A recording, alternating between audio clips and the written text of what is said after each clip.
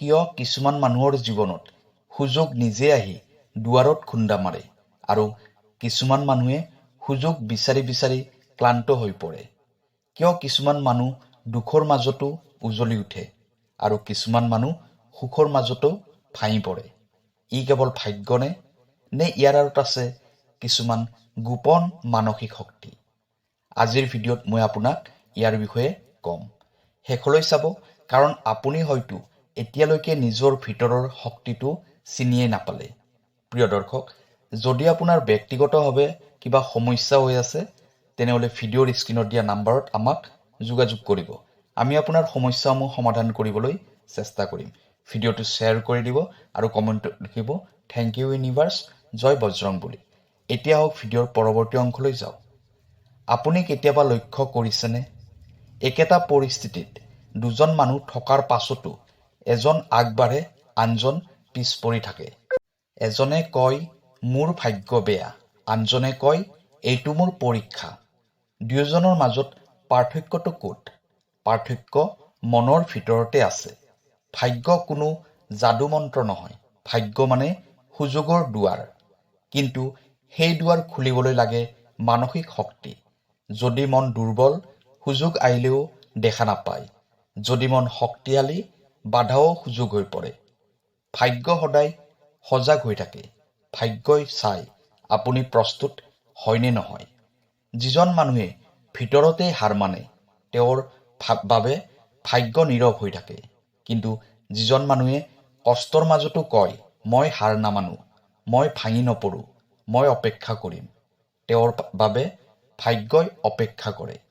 এইটো কাকতলীয় সংযোগ নহয়, এইটো মানসিক শক্তিৰ ফল। আজিৰ ভিডিঅ'ত মই আপোনাক জনাম সেই তিনিটা মানসিক শক্তি যাৰ বাবে মানুহে নিজৰ ভাগ্য নিজে গঢ়ে। প্ৰথম শক্তিটো শুনিলে আপুনি হয়তো ক'ব এইটো মোৰ নাই। দ্বিতীয়টো শুনিলে ভাবিব এইটো মই উন্নত কৰিব পাৰিম। কিন্তু তৃতীয় শক্তিটো জানিলে আপুনি আচৰিত হ'ব, কাৰণ ই আপোনাৰ জীৱনৰ দিশ সলনি কৰিব পাৰে। মনত ৰাখিব, জীৱন এখন যুদ্ধ নহয়, ই এখন পৰীক্ষা। এই পৰীক্ষাত কেতিয়াবা টকা লাগে, কেতিয়াবা সুযোগ লাগে, কিন্তু আটাইতকৈ বেছি লাগে মানসিক শক্তি।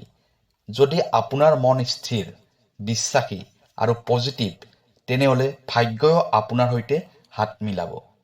এতিয়া প্ৰশ্নটো আপোনালৈ, আপুনি কি ভাগ্যক দোষ দি থাকিব নে নিজৰ ভিতৰৰ শক্তি জাগ্ৰত কৰিব?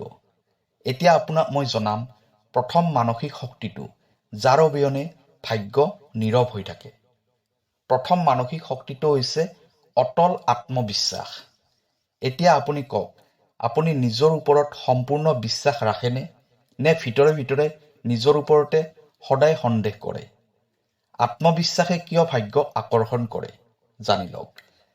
যিজন মানুহে নিজৰ ওপৰত সন্দেহ কৰে, তেওঁৰ সিদ্ধান্ত দুৰ্বল হয়, তেওঁৰ কণ্ঠ কঁপে, তেওঁৰ চকুত ভয় থাকে আৰু বিশ্ব ব্ৰহ্মাণ্ডই চাই দুৰ্বল সংকেত। কিন্তু যিজন মানুহে দৃঢ়ভাৱে কয় মই পাৰিম, মোৰ সময় আহিবই, মই শিকিম, কিন্তু মই ৰৈ নাযাওঁ, তেওঁৰ ভিতৰত এটা শক্তিশালী শক্তিক্ষেত্ৰ সৃষ্টি হয়। সেই শক্তিয়ে সুযোগক আকৰ্ষণ কৰে। মনোবিজ্ঞানৰ এটা গোপন সত্য হ'ল, মানুহৰ মগজুৱে যি বিশ্বাস কৰে সেই অনুসৰিয়ে কাম কৰে। আপুনি যদি ভাবিছে মই বিফল হ'ম, তেন্তে আপোনাৰ মনেই আপোনাক বিফলতাৰ পথলৈ লৈ যাব। কিন্তু যদি আপুনি ভাবিছে মই সফল হ'ম, তেনেহ'লে আপোনাৰ মনেই সুযোগ বিচাৰি উলিয়াব। ই কোনো যাদু নহয়, ই আপোনাৰ বিশ্বাসৰ শক্তি। জীৱনৰ বাস্তৱ উদাহৰণ, দুজন মানুহে একে কাম আৰম্ভ কৰিলে। এজনে ভাবিলে যদি নহয়, যদি মানুহে হাঁহে, আনজনে ভাবিলে মই চেষ্টা কৰিম, মই শিকিম, মই উন্নতি কৰিম। এবছৰৰ পাছত কোন আগবাঢ়ে? সেইজনেই যাৰ আত্মবিশ্বাস আছিল। ভাগ্য কেতিয়াও সন্দেহ কৰা মানুহৰ লগত নাথাকে, ভাগ্য থাকে সাহস কৰা মানুহৰ লগত। আত্মবিশ্বাস কিদৰে গঢ়িব? নম্বৰ 1, নিজৰ ভুলক ভয় নকৰিব। ভুল হৈছে শিক্ষা। নম্বৰ 2, নিজকে সৰু বুলি নাভাবিব। প্ৰতিজন মানুহৰ ভিতৰতে এটা বিশেষ শক্তি আছে। নম্বৰ 3, প্ৰতিদিনে নিজকে পজিটিভ বাক্য কওক, মই যোগ্য, মই সক্ষম, মোৰ সময় আহি আছে। লাহে লাহে আপোনাৰ মনে বিশ্বাস কৰিবলৈ আৰম্ভ কৰিব। মনত ৰাখিব, ভাগ্যই প্ৰথমতে মন সলনি কৰে, তাৰপিছত পৰিস্থিতি সলনি কৰে। যদি আপোনাৰ মনত আত্মবিশ্বাস নাই, তেনেহ'লে সুযোগ আহিলেও আপুনি ধৰি ৰাখিব নোৱাৰিব। কিন্তু যদি আপোনাৰ ভিতৰত অটল বিশ্বাস আছে, তেনেহ'লে আপোনাৰ উন্নতিত কোনেও বাধা দিব নোৱাৰিব। এতিয়া আপুনি নিজে চিন্তা কৰক, আপোনাৰ ভিতৰত এই আত্মবিশ্বাস আছেনে? নে আপুনি এতিয়াও নিজৰ শক্তিৰ ওপৰত সন্দেহ কৰি আছে? এতিয়া মই আপোনাক ক'ম দ্বিতীয় মানসিক শক্তিটোৰ বিষয়ে। বহুত মানুহৰ আত্মবিশ্বাস থাকে, কিন্তু সময়ৰ আগতেই হাৰ মানে। কাৰণ তেওঁলোকৰ এটা বস্তুৰ অভাৱ, সেইটো হ'ল ধৈৰ্য। দ্বিতীয় মানসিক শক্তিটো হ'ল ধৈৰ্য। ভাগ্যই তৎক্ষণাত ফল নিদিয়ে, ই পৰীক্ষা লয়। প্ৰকৃতিৰ নিয়ম চাওক, বীজ সৰিলে সেয়া একেদিনে গছ নহয়। পানী লাগে, সময় লাগে, অপেক্ষা লাগে। ঠিক তেনেদৰে আপোনাৰ পৰিশ্ৰমো লগে লগে ফল নিদিয়ে। যিজনে অপেক্ষা কৰিব নোৱাৰে, তেওঁ ফল পোৱাৰ আগতেই থমকি ৰৈ যায়। আৰু ভাগ্যই ভাবে এইজন ব্যক্তি এতিয়াও প্ৰস্তুত নহয়। কেতিয়াবা আপুনি লক্ষ্য কৰিছেনে, যেতিয়া আপুনি বেছি উৎকণ্ঠিত, বেছি অস্থিৰ, তেতিয়া সিদ্ধান্ত ভুল হয়। খঙৰ মাজত লোৱা সিদ্ধান্ত, ভয়ৰ মাজত লোৱা সিদ্ধান্ত, অস্থিৰতাৰ মাজত লোৱা সিদ্ধান্ত বেছিভাগ সময়ে ক্ষতিকাৰক। কিন্তু যিজনে ধৈৰ্য ধৰে, যিজনে নিজ অনুভূতিক নিয়ন্ত্ৰণ কৰে, সেইজনেই সঠিক সময়ত সঠিক সিদ্ধান্ত লয়। আৰু সঠিক সিদ্ধান্তই ভাগ্য সলনি কৰে। আত্মনিয়ন্ত্ৰণ মানে কি? খং উঠিলেও মনে মনে থাকিব পৰা, হতাশ হ'লেও আশা নেহেৰুওৱা, সফলতা পলম হ'লেও চেষ্টা অব্যাহত ৰখা।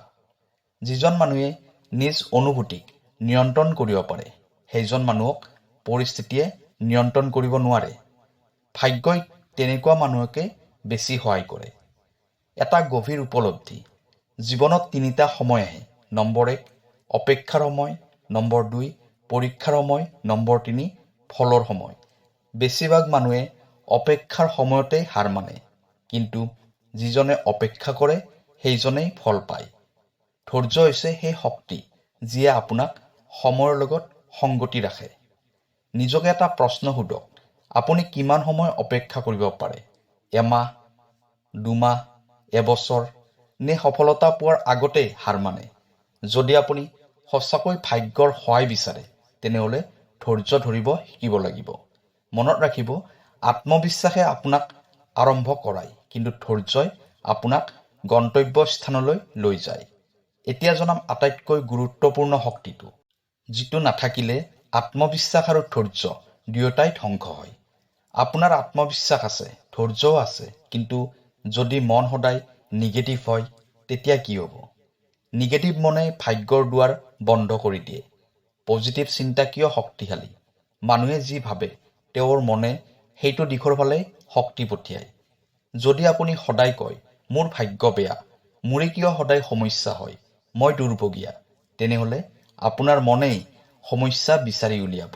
কিন্তু যদি আপুনি কয়, এইটো মোৰ শিক্ষা, এইটো মোৰ উন্নতিৰ চিৰি, মোৰ বাবে ভাল সময় আহি আছে, তেনেহ'লে আপোনাৰ মনেই সুযোগ বিচাৰি উলিয়াব। পজিটিভ চিন্তা মানে কেৱল ভাল ভাল কথা কোৱা নহয়, ই হৈছে দৃষ্টিভংগী। একেটা পৰিস্থিতিত দুজন মানুহ থাকে, এজনে দেখে সমস্যা, আনজনে দেখে সুযোগ। ভাগ্যই কোনজনক বেছি সহায় কৰে? সেইজনক যিয়ে সুযোগ দেখে। কাৰণ সুযোগ চিনি পাবলৈ লাগে এটা পজিটিভ মন। বাস্তৱ উদাহৰণ এটা ধৰি লওক, আপুনি এটা কামত ব্যৰ্থ হ'ল। তেতিয়া আপোনাৰ মন যদি নিগেটিভ হৈ থাকে, তেতিয়া আপুনি ক'ব, মোৰে কিয় এনেকুৱা হয় বাৰে বাৰে, মই কেতিয়াও সফল নহ'ম নেকি? কিন্তু এই কথাখিনিয়ে পজিটিভ চিন্তাধাৰাৰ মানুহে ক'ব, এইটোৱে মোক শিকাবলৈ আহিছে, এইবাৰ নহ'লেও অহাবাৰ নিশ্চয় সফল হ'মেই। একে ঘটনা, কিন্তু দুটা ভিন্ন ফল, কাৰণ চিন্তাই ফল সৃষ্টি কৰে। এতিয়া পজিটিভ মন কেনেকৈ গঢ়িব? নম্বৰ 1 নিগেটিভ কথা কোৱা কম কৰক। নম্বৰ 2 সফলতাৰ কল্পনা কৰক। নম্বৰ 3 নিজকে দুখ নিদি শিক্ষা লওক। নম্বৰ 4 কৃতজ্ঞতা শিকক। যি আছে তাৰ বাবে ধন্যবাদ দিয়ক।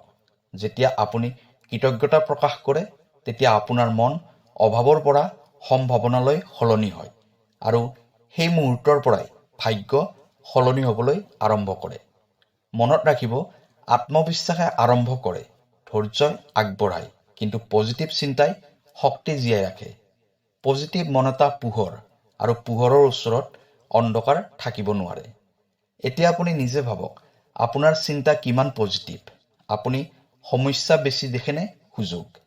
যদি এই তিনিটা মানসিক শক্তি, আত্মবিশ্বাস, ধৈৰ্য, পজিটিভ চিন্তা আপোনাৰ ভিতৰত থাকে, তেনেহ'লে বিশ্বাস কৰক, ভাগ্য আপোনাৰ বিৰুদ্ধে নহয়, ভাগ্যই আপোনাৰ সহায়ক হ'ব। আপুনি এতিয়া জানিলে ভাগ্য কোনো যাদু নহয়, ভাগ্য হৈছে আপোনাৰ মনৰ প্ৰতিফলন। যদি মন শক্তিশালী, তেনেহ'লে ভাগ্যই সহায় কৰে। যদি মন দুৰ্বল, তেনেহ'লে সুযোগো হেৰাই যায়। এই তিনিটা মানসিক শক্তি পুনৰ মনত পেলাও আহক। অটল আত্মবিশ্বাস, নিজৰ ওপৰত দৃঢ় বিশ্বাস, মই পাৰিম বুলি অন্তৰৰ পৰা কোৱা শক্তি, ধৈৰ্য আৰু আত্মনিয়ন্ত্ৰণ, অস্থিৰ নহয়, সময়ক অপেক্ষা কৰাৰ সামৰ্থ্য, পজিটিভ চিন্তা, সমস্যাৰ মাজতো সুযোগ দেখাৰ মন।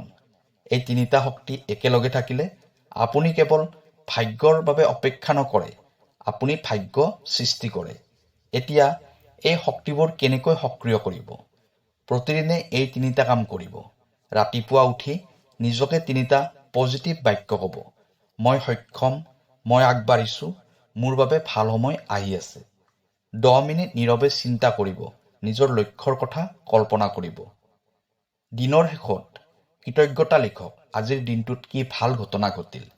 এই সৰু সৰু অভ্যাসে লাহে লাহে আপোনাৰ মানসিক শক্তি বঢ়াব। মনত ৰাখিব, জীৱনত দুই ধৰণৰ মানুহ থাকে। এজনে অপেক্ষা কৰে, যেতিয়া ভাগ্য সলনি হ'ব তেতিয়া মই আৰম্ভ কৰিম। আনজনে আৰম্ভ কৰে, মই আৰম্ভ কৰিছোঁ, ভাগ্য নিজেই সলনি হ'ব। প্ৰশ্নটো এতিয়া আপোনালৈ, আপুনি কোনজন মানুহ? আজিৰ পৰা ভাগ্যক দোষ নিদিব, নিজৰ মন শক্তিশালী কৰক। যদি আপোনাৰ ভিতৰত থাকে আত্মবিশ্বাসৰ জুই, ধৈৰ্যৰ স্থিৰতা আৰু পজিটিভ চিন্তাৰ পোহৰ, তেনেহ'লে কোনো শক্তিয়ে আপোনাক ৰোধ কৰিব নোৱাৰে। ভাগ্য নিজেই আপোনাৰ পথ সজাব। যদি আপুনি বিশ্বাস কৰে যে আপোনাৰ মন শক্তিশালী, তেনেহ'লে কমেণ্টত লিখক, মই মোৰ ভাগ্য নিজে গঢ়িম। ভিডিঅ'টো ভাল লাগিলে লাইক শ্বেয়াৰ কৰি দিব আৰু চেনেলটো ছাবস্ক্ৰাইব কৰি থ'ব, কাৰণ আপোনাৰ ভিতৰত থকা শক্তি এতিয়াও সম্পূৰ্ণ জাগ্ৰত হোৱা নাই আৰু ইয়াতে আৰম্ভ হয় আপোনাৰ নতুন অধ্যায়। ধন্যবাদ।